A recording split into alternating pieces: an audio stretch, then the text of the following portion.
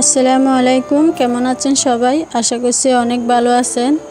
কাছে এবং দূরে, দেশ এবং দেশের বাহিরে যে যেখান থেকে আমার ভিডিও দেখা শুরু করেছেন, তো সবাইকে অসংখ্য ধন্যবাদ। শুরুতে একটা লাইক দিয়ে আমার পুরো ভিডিওটা দেখে নেবেন। আপনাদের একটা লাইক আমার কাছে অনেক মূল্যবান। আপনাদের একটা লাইকে হয়তো অনেকজনে দেখার সুযোগ পাবে। আর আমার ভিডিও যদি আপনাদের একটু হলে ভালো লেগে থাকে, একটা সাবস্ক্রাইব করে আমার পাশে থেকে যাবেন। কয়দিন ধরে বৃষ্টি হচ্ছে, তো রুমগুলো কেমন জানি হয়ে গেছে, তো ভাবলাম আজকে যেহেতু রোদ উঠেছে, তো রুমগুলো একটু পরিষ্কার করে নেব। অনেক ধুলাবালিও বসে গেছে দেওয়ালে, তো সেগুলো আজকে একটু ঝেড়ে নেব। তো রুমের মধ্যে কিছু ভিজা কাপড় ছিল, তো আজকে যেহেতু রোদ উঠেছে, তো এগুলো একটু দিয়ে আসলাম শুকাইতে। আবার জানি না কখন বৃষ্টি চলে আসে। তো এই ঝাড়টা আমি নিজের হাতে বানিয়েছি, তো এটা তো অনেক ময়লা হয়ে গেছে, তো এগুলো একটু পরিষ্কার করে নিয়েছি। এগুলো কয়দিন পর পর ঝেড়ে নিতে হয়, না হলে বাইরে থেকে ধুলাবালি এসে বসে।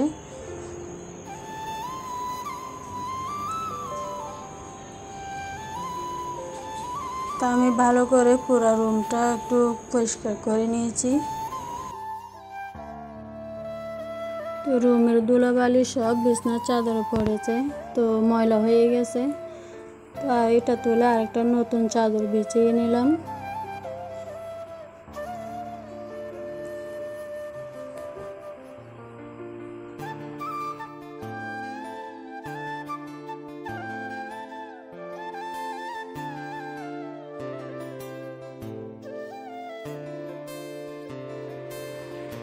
তো আমার পুরো রুমটা আমি এখন পরিষ্কার করে নিয়েছি, তো এখন আমি মুছে নেব। তো অফ ক্যামেরায় আমার পুরো কাজগুলো সেরে আবার আপনাদের মাঝে ফিরে আসবো। তো ততক্ষণ আপনারা আমার পাশে থাকুন।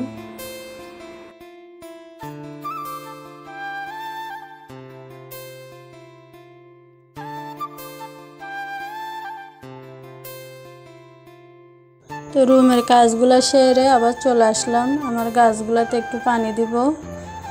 তো কয়েকদিন বৃষ্টি পড়েছিল, তো সেজন্য তেমন পানি দেওয়া হয় নাই।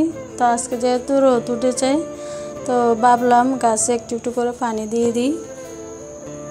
এখন যেহেতু সকাল প্রায় 10টা বেজে গেছে, তো সকালবেলাও আমার বারান্দায় অনেক রোদ চলে আসে, তো তখন গাছের গোড়াগুলো শুকিয়ে যায়। তো যখন প্রচণ্ড গরম পড়ে তখন দুবেলা পানি দিতে হয়, সকাল এবং বিকেলে। তো আমার এই গাছগুলোকে আমি অনেক যত্ন করি, আমার হাজব্যান্ডও যত্ন করে। মাশাআল্লাহ, এখানে অনেকগুলো ফুল ফুটেছে।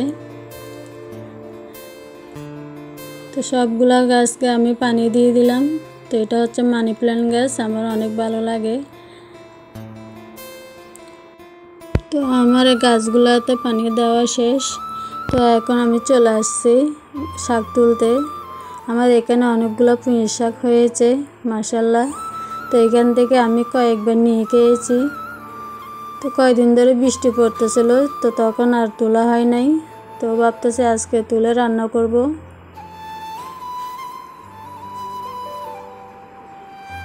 তো আমি সবগুলো তুলে নিয়েছি। তো আমি এগুলো কেটে পরিষ্কার করে বসিয়ে দিলাম।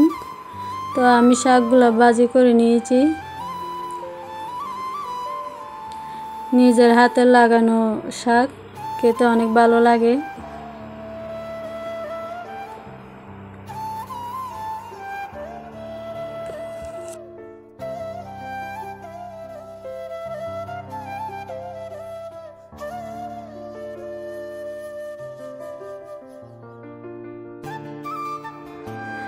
আর এখানে আমি ভাজি করে নিয়েছি কাঁকরোল আর পটল দিয়ে